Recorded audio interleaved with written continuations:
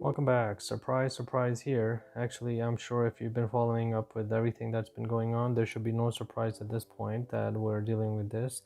New York governor intends to redefine fully vaccinated to include boosters. Now, this is something that we should have expected at this time already, considering how everything's been going on in other countries that are highly vaccinated. But now they're saying that we will be requiring you to have that. Some of the statements that she's made includes I have said all along I have two missions. One is to protect the health of the people of New York.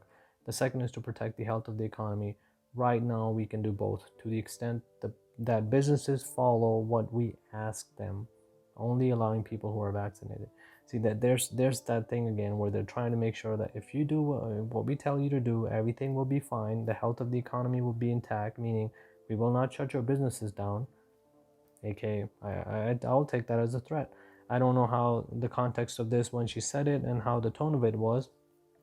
Just reading these words though indicate that she was not she was trying to make sure that the businesses that she's talking to are complying with this, that they're making sure people don't just walk in. One is to protect the health of the people of New York. I'm not sure how she intends to do that, considering that this is a largely one thing that has so far impacted the largely the vaccinated population. So I'm not sure what her intention is with that. Um, in addition, 25 states report COVID-19 cases. Most are mild.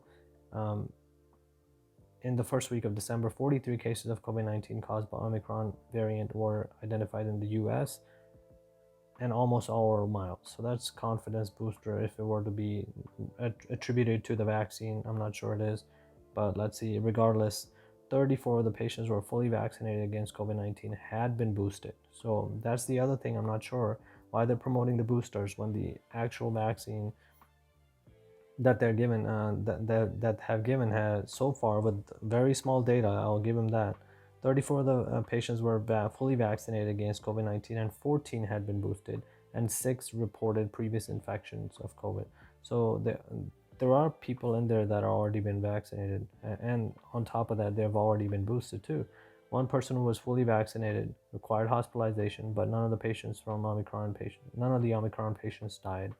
So all they're saying is that even though most of the infections are mild and highly transmissible variant could result in enough cases to overwhelm health systems, the clinical severity of infection Omicron will become better understood as additional cases identified.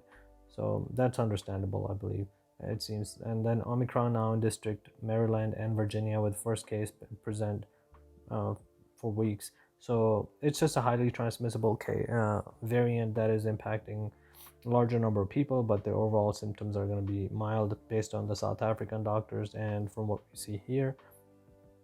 So our goal is to make sure that when you follow the news outside of mainstream media and you do your research to understand where you stand on this as to how you view this, is you don't get bogged down by the fear mongering again, and understand what is going on behind the scenes. Now the goal is to get everyone boosted, and they're going to be changing the vaccine vaccinated definition again to include boosters.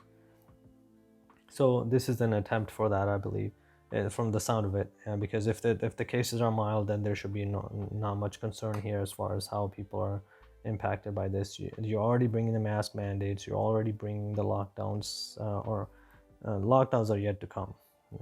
But if you follow the news outside of the U.S., you can tell where this is going. You're going to be bringing back the lockdowns, and then also making sure that the people are complying with these boosters. And so the way to do it is to present something that is scarier than what has been presented in the past. But if you notice the waves and the trends, you'll understand where this is going.